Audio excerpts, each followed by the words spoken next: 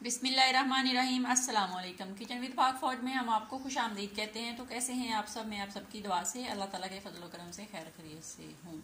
Recipe बनाने से पहले वही छोटी सी रिक्वेस्ट के चैनल को सब्सक्राइब कर दें, रेसिपी पूरा देखा करें, बनाया करें। अगर रेसिपी अच्छी लगती है तो लाइक कर दिया करें और कमेंट्स करके अपनी बहन को बताया करें और दोस्तों के साथ वीडियो को शेयर किया करें। तो एक दूसरे को सपोर्ट किया करें। तो रमज़ान शरीफ चल रहा है, हमारी मीठी चटनी ख़त्म हो गई थी तो मैंने बनानी थी। मैंने कहा क्यों ना आप लोगों के साथ भी शेयर कर दूं। तो मैं आज बना रही हूँ आलू बुखारे की चटनी। यहाँ पे एक पाव मैंने आलू बुखारा लिया था, उसको नीम गर्म पानी में तकरीबन आधे घंटा पहले भिगो दिया था। और मेरे पास 80 ग्राम चीनी है, उसको मैं इस्तेमाल करूँगी। और इसके अंदर हम बादाम डालेंगे जो भी मैंने नीम गर्म पानी में भिगो के रख दिए हैं। और वो ज़ैनब छील रही है, ये देखिए ज़ैनब छील रहे हो।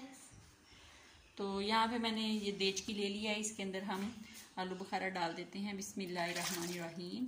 और डाल के इसको हम पकाते हैं। जैसे ही ये थोड़ा सा पकने लगा है तो अगला स्टेप हम आपको बताएंगे कि क्या करना है। यहाँ पे आलू बुखारे का पानी जो है वो थोड़ा सा गर्म हो गया, तो अब हम इसके अंदर 1 गिलास पानी का भर के डालेंगे और 1 डालेंगे आधा। और इसको रख देंगे पकने के लिए। जैसे जैसे पकता जाएगा हम आपको दिखाते जाएंगे नाजरीन। ये देख लें, ये आलू बुखारे की चटनी पकती जा रही है। यहाँ पे बादाम जो ज़ैनब साफ़ करके काट के देके चली गई है। और जैसे जैसे ये पकती जाएगी हम आपको दिखाते जाएंगे। कंडीशन पे ये देख लें, ये बिल्कुल हल हो गया है। तो यहाँ पे हम अपनी जो चीनी है वो ऐड कर देंगे। और चीनी ऐड करके फिर हम इसको ढक के पकाएंगे ताकि जो हमारी चास है वो गाढ़ी हो जाए। अगर आप लोग खट्टा कम खाते हैं तो यहाँ पे आप अपने जायके के मुताबिक चीनी डालेंगे। तो इसको मैं ढक के पकाऊंगी। और इसके अंदर मैं कोई कलर नहीं डालूंगी। कुछ लोग यहाँ इसके अंदर फूड कलर डालते हैं, हम लोग कलर नहीं डालते, कलर के बगैर डालते हैं। ये अब आप लोगों पे डिपेंड करता है। वैसे भी आलू मिरी की चटनी में कलर जो है वो ज़ेब नहीं देता। तो अब मैं इसको ढक के 5 मिनट के लिए दम पे लगाऊंगी ताकि जो हमारी चास है वो भी गाढ़ी हो जाए और आलू बुखारा अच्छे से चटनी जो है वो रेडी हो जाए। और ये आलू इमली कह दिया आलू बुखारा। तो ये देखें आलू बुखारे की चटनी माशाल्लाह हो गई है गाढ़ी और हो गई है रेडी। अब हम इसको करते हैं ठंडा और ठंडा करके इसको डिश आउट करके आपको दिखाते हैं।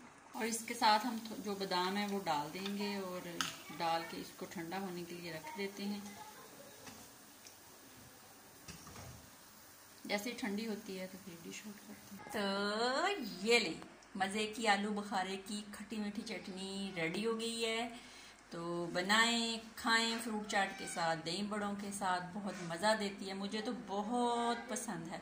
अपना बहुत ज़्यादा ख्याल रखें, खुश रहें, दुआओं में याद रखें। ज़िंदगी रही तो कल किसी नई रेसिपी के साथ फिर हाजिर होंगे। तो तब तक के लिए इजाज़त दीजिए। अल्लाह हाफिज़।